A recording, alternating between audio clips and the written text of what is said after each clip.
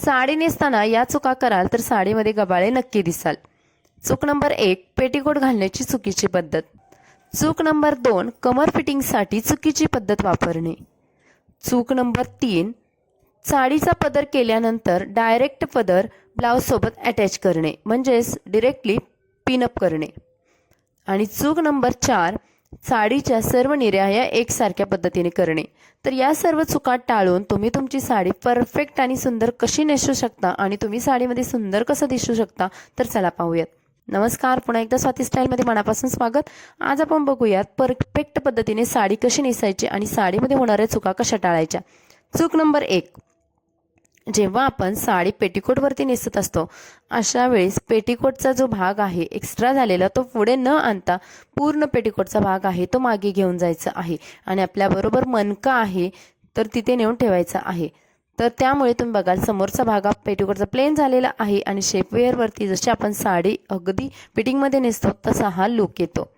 साडी नेसल्यानंतर तुम्ही जे पण सँडल चप्पल घालणार आहात तर ते साडी नेसल्यानंतर न घालता साडी नेसण्या अगोदर घाला. त्यामुळे तुम्हाला साडीच्या उंचीचा अंदाज येईल. साडी जमिनीला किती टेकते, किती उंच राहते हे तुम्हाला अंदाज लावता येईल. त्यानंतर साडीमध्ये जर ब्लाऊज असेल, ब्लाऊज पीस असेल तर फोल्ड करून तुम्हाला तो ब्लाऊज पीससुद्धा आतमध्ये घेऊन साडी खोचून घ्यायची आहे. साडी खोचताना नेहमी उजव्या बाजूवरून सुरुवात करायची. यामुळे साडीचा जो आतमधला फॉलचा भाग आहे तो बाहेरसुद्धा येत नाही. त्यानंतर समोरून आणि पाठीमागून असं कुठेही लूज न ठेवता साडी खोचून घेतल्यानंतर आता आपण पदर बनवूयात. पदर बनवताना पदराच्या साईडला गेल्यानंतर हा भाग आहे तो आपल्याला गोळा करायचा आहे. पदराचा पूर्ण भाग गोळा करून झाल्यानंतर हा आपल्या पाठीमागे गोळा करून आणायचा आहे आणि उजव्या खांद्यावरती ठेवायचा आहे. पदराची उंची नेहमी गुडघ्याच्या खाली ठेवाल तर तुम्ही साडीमध्ये उंच दिसाल हे मी प्रत्येक व्हिडिओमध्ये सांगत असते. त्यामुळे पदराची उंची सुद्धा एक विशिष्ट असायला हवी. साडीचा काढलेला जो पदर आहे तो कमी जास्त होऊ नये यासाठी आपल्याला एक छोटीशी टिप करायची आहे. तर डाव्या पायावरती साडीचा भाग असा खोचून घ्यायचा आणि त्यानंतरच आपल्याला पदर बनवून घ्यायचा. आता डाव्या पायावरती साडीचा भाग खोचल्यानंतर आपला पदर आहे तो बिलकुल इकडे तिकडे होणार नाही. त्यानंतर जर तुम्ही पदराच्या ज्या प्लीट्स आहेत किंवा निर्या आहेत त्या जर मोठ्या करत असाल तर तुमचा साडीमध्ये लुक हा गबाळा येणार आहे. त्याऐवजी तुम्ही साडीच्या प्लीट्स आहेत त्या बॉर्डर एवढ्या केल्या तर तुमचा लुक स्मार्ट येतो. तर पहिली प्लीट आहे ती थोडीशी मोठीच ठेवायची आहे आणि त्यानंतर बाकीच्या आतमधल्या छोट्या छोट्या प्लीट्स आहेत त्या आपल्याला आतमध्ये छोट्या करून घ्यायच्या आहेत. वरच्या प्लीटमध्ये आणि बाकीच्या आतमधल्या प्लीटमध्ये किती अंतर आहे मी तुम्हाला स्पष्ट दाखवलेलं आहे. तर या टेक्निकमुळे काय होईल की तुमच्या पदराच्या आतमधल्या प्लीट्स आहे त्या वरच्या प्लीटच्या बाहेरून येणार नाहीत आणि तुमचा साडीमधला लुकसुद्धा सुंदर आणि टॉलसुद्धा येईल. डाव्या पायावर साडीचा भाग खोचून घेतल्यामुळे माझा पदर इकडे तिकडे हालत नसल्यामुळे मी पदराची जी माप आहे तो ब्लाऊजला कितीपर्यंत जाऊन फिटिंग करायचं आहे ते माप घेतलं आणि त्यानंतर प्लीट्स बनवायला सुरुवात केली. यामध्ये माझ्या साडी नेसण्याचा वेळसुद्धा वाचेल. तुम्ही बघाल जर आपण पदर 2 भागामध्ये बनवला तर वेळ जातो. त्याऐवजी आपण अशा पद्धतीने मेजरमेंट करून एका भागामध्ये पदर बनवला तर आपला साडी नेसण्याचा टाईमसुद्धा वाचतो. या सर्व छोट्या छोट्या प्लीट्स बनवून झाल्यानंतर मी आता हा पदर आहे तो सिक्युअर करणार आहे.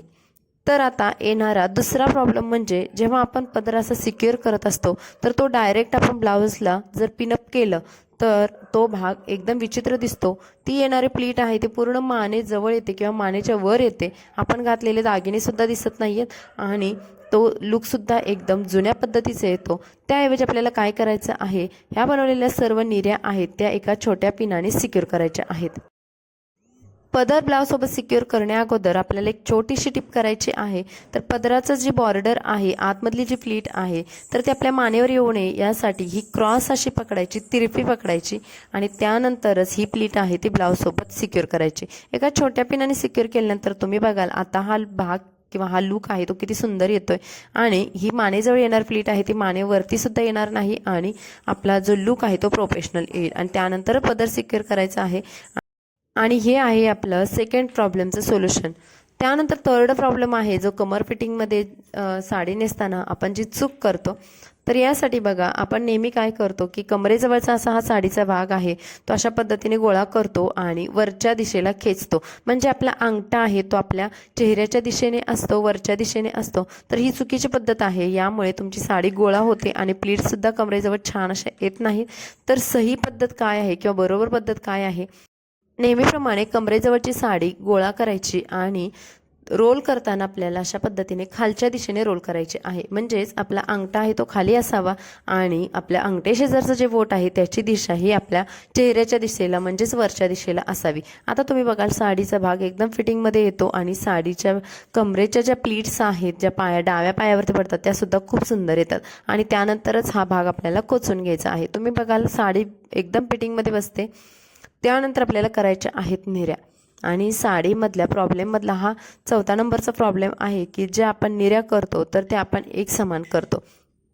म्हणजे शेवटची निरीसुद्धा आपण अगदी पहिल्या जशा निऱ्या बनवल्या आहेत त्याच अंतराच्या करतो. तर हे करू नका. यामुळे काय होईल की बघा तुमच्या ज्या पायाजवळचा जो भाग आहे किंवा साडीचा जो फॉल आहे तो दिसतो किंवा एकदम वरची निरी आहे ती वर उचलली जाते आणि त्यानंतर आपल्या उजव्या बाजूला भरपूर सारा साडीचा एक्स्ट्रा पोर्शन राहतो. त्याऐवजी तुम्हाला वरची 1 ते 2 निरी खोलून घ्यायची आहे आणि त्यानंतरच ही वरची ही निरी आहे ती खूप मोठी बनवून घ्यायची आहे. आता व्हिडिओमध्ये दाखवलेलं आहे की वरची निरी मी किती मोठी बनवली आणि आतमधल्या निऱ्या बघा सर्व एकसमान अंतराच्या आहेत. म्हणजे लक्षात ठेवायचं आहे की आपल्याला वरची निरी ही इतर निऱ्यांपेक्षा मोठी बनवून घ्यायची आहे. त्यानंतर या निऱ्या एकावरती एक न ठेवता अशा थोड्याशा अर्ध्या सेंटीमीटरच्या अंतराने वेगवेगळ्या ठेवायच्या आणि या सर्व निऱ्या पुन्हा आतमध्ये खोचून घ्यायच्या. खोचून घेतल्यानंतर एका पिनाने या सर्व निऱ्या सिक्युअर करायच्या. म्हणजेच जर आपली एखादी निरी पायामध्ये अडकली किंवा पाय पडला तरी सुद्धा खाली येऊ नये, घसरू नये. त्यामुळे आपल्याला एका मोठ्या पिनाने सिक्युअर करायचं आहे. आणि आता तुम्ही बघाल साडीचा हा फायनल लुक. तर फायनल लुकमध्ये तुम्ही बघाल कमर फिटिंग एकदम व्यवस्थित बसलेलं आहे. आपण ज्या पद्धतीने साडी नेसलेलं आहोत तर त्याच्यामध्ये तुम्हाला कुठेही गबाळा लुक येणार नाही. कमर फिटिंग छान झालेलं आहे. कुठेही तुमचा साडीचा फॉलचा भाग दिसत नाही किंवा उजव्या बाजूला जास्त साडीचं फॅब्रिक राहील असे वाटत नाही. पदराजवळचा भागसुद्धा खूप सुंदर आलेला आहे. मानेजवळ कोणतीही साडीची प्लीट उचलली जात नाही आहे आणि पाठीमागचा हा सुद्धा तुम्ही लुक बघाल.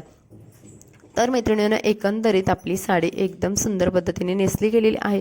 तर व्हिडिओ आवडला तर लाईक करा, आपल्या चॅनलला सबस्क्राईब करा. भेटू अशाच नवीन व्हिडिओसोबत. Bye bye.